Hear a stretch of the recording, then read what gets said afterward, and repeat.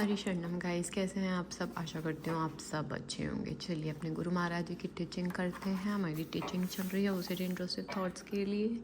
Day 1 में हमने पढ़ा कि हमें ये जो इंट्रूसिव थॉट्स आते हैं ये किस लिए आते हैं, पाप के कारण आते हैं। हमने अपने भगवान के चरणाविंदों का सहारा लिया और संकल्प लिया कि हम गलती नहीं करेंगे। डे 2 पे आता है हमारा कि हमें गुरुजी ने बताया कि मन का स्वभाव कैसा है। मन का स्वभाव ही ऐसा है कि वो अच्छी और बुरी दोनों तरह की बातें लेके आएगा, ठीक है। लेकिन हमें गुरुजी ने आज्ञा दी कि आप शास्त्र सम्मत जो कहता है हमें वो करेंगे, ठीक है, और रिचुअल्स नहीं करेंगे। रिचुअल्स नहीं करना तो आपको नाम जप करना है, क्योंकि नाम जप से ही वो आपको शक्ति मिलेगी। डे 3 पे था जब हमें पता चल गया कि अच्छा एक नाम जप करना, तो हमें डर लगने लग गया कि कोई भगवान हमसे नाराज़ तो नहीं होंगे। तो हमें गुरु जी ने समझाया कि सब परमपिता परमात्मा एक ही हैं, कोई देवी देवता नाराज़ नहीं होते हैं, ठीक है। हमें संशय ही नहीं रखना और एक नाम में विश्राम देना है, सबको सुख देना है, अच्छे कर्म करने हैं। डे 4 था कि ओसीडी, डिप्रेशन या ओवर थिंकिंग से बाहर आने का सबसे सरल उपाय क्या है। तो हमें गुरुजी ने समझाया कि ये ओसीडी मन की शक्ति जो है ना वो कमज़ोर होती है, इसलिए हमें व्यर्थ के विचार शुरू हो जाते हैं। तो हमें करना क्या है, वही अगेन शास्त्र सम्मत चीज़ें करनी है। अपने घर के कार्यों में बिजी रहिए, अपने माँ बाप की सेवा कीजिए, ठीक है। गुरुजी ने हमें दोस्त माना। देखिए जो गुरुजी वीडियोस बनाते हैं वो सबके लिए ही होती है। क्वेश्चन कोई भी पूछता है, लेकिन गुरुजी ने बोला था ना कि ये सबके लिए वीडियोस है, ठीक है। तो गुरुजी ने मन को पागल आदमी की व्याख्या दी, ठीक है। और उन्होंने क्या बोला कि पागल कुछ भी सोच सकता है, आपको साक्षी रहना है। क्या रहना है? साक्षी भाव रखना है। डे 4 की मेन टीचिंग थी साक्षी भाव रखिए, आपको चिंता नहीं करनी, ठीक है। अब हमें एक्सेप्टेंस करनी है कि हमें कोई ओसीडी नहीं है, ठीक है। आपको अपनी एक्सेप्टेंस करनी है। आपके अंदर ही आपको पता चल जाएगा, जब भी आपको कोई रिचुअल्स करने के लिए बोलेगा तो आपके अंदर की आवाज़ आएगी कि आपको करना चाहिए या नहीं करना चाहिए। उस आवाज़ को पकड़िए आप, ठीक है। उसके बाद आता है हमारा डे 5। डे 5 में क्या था कि जैसे हमने मान लो डिसाइड कर लिया रिचुअल अब नहीं करेंगे, 2-3 दिन तो हम ठीक चलते हैं, फिर दोबारा से हम वही रिचुअल्स करते हैं। तो हमें गुरुजी ने क्या बोला कि हमें दृढ़ तो रहना पड़ेगा। जो हमने पुराने रिचुअल छोड़ दिए तो हमें इंश्योर करना है कि वो दोबारा रिपीट ना हो और नए संस्कार, नए रिचुअल्स ना बने। सहन ही अध्यात्म है, ठीक है। सहन करना ही अध्यात्म है। मन की व्यथा से हमें हारना नहीं है, ठीक है। दृढ़ निश्चयी हमें बनना पड़ेगा। फिर से हमें एक और स्वभाव गुरुजी ने बताया।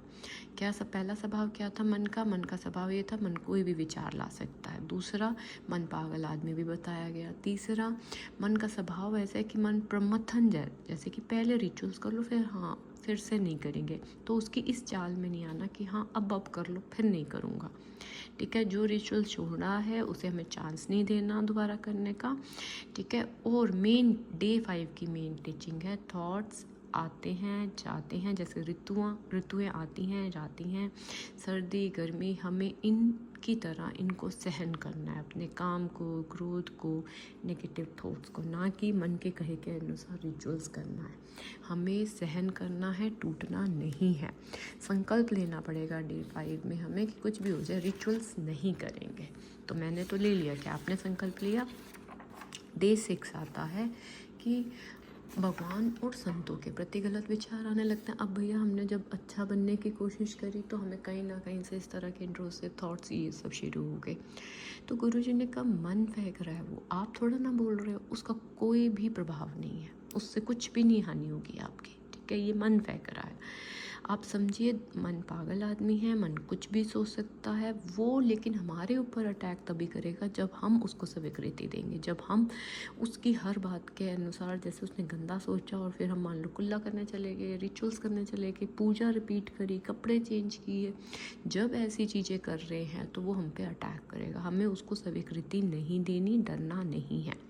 फिर गुरुजी ने मन को बोला कि ये दुकानदार की तरह इसका है, ये अच्छी भी चीज़ें पेश करेगा, बुरी भी पेश करेगा, आपको इसे सहयोग नहीं देना, अच्छी बात का सहयोग देना। देखो अगर ये सहयोग ना करता तो मैं ये वीडियो नहीं बना सकती थी, गुरुजी की हम वीडियो नहीं सुन पाते, राइट।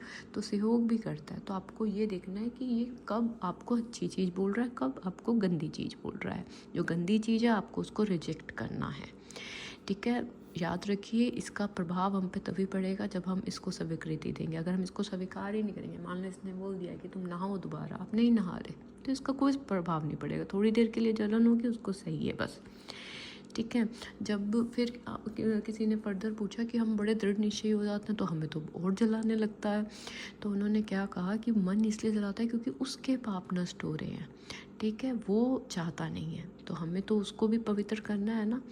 तो हमें क्या करना है, बस आप अपनी गलती को स्वीकार कर लीजिए कि हमें जलन क्यों होती है, क्योंकि हमने कोई ना कोई पाप किया है और इस वीडियो में गुरुजी हमें माफ़ कर चुके हैं, ठीक है। गुरुजी और भगवान जी का कनेक्शन होता है। अगर गुरुजी ने हमें माफ़ कर दिया है तो समझिए हमारे सब पाप माफ़ हो चुके हैं, ठीक है। देखिए अगर हम शरणागत करते हैं, जैसे कि भगवान जी मैं आपकी शरण में, और नहीं हम वो शरणागति वो आ पा रही, तो हम अपने गुरुजी के माध्यम से शरणागत होते हैं। जैसे हम गुरुजी के शरणागत हो गए, तो अब गुरुजी अपनी शरणागति की पावर से हमारी बात को प्रभु को पहुंचाते हैं, ठीक है। अब याद रखिए इस वीडियो के बाद आपको जलन बहुत कम होएगी, आप देखिएगा, ठीक है।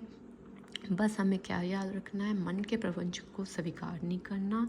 हम गुरु जी की शरणागत में गुरु जी की पावर से अब हम इसको विजयी होएंगे, आपको ये मन में याद रखना है, ठीक है। और ये याद रखिएगा कि गुरु जी आपको माफ़ कर चुके हैं हमारी जो भी पिछली गलतियाँ हुई हैं। अब हमें नए संस्कार नहीं बनने देने, पुराने संस्कारों को रिपीट नहीं करना।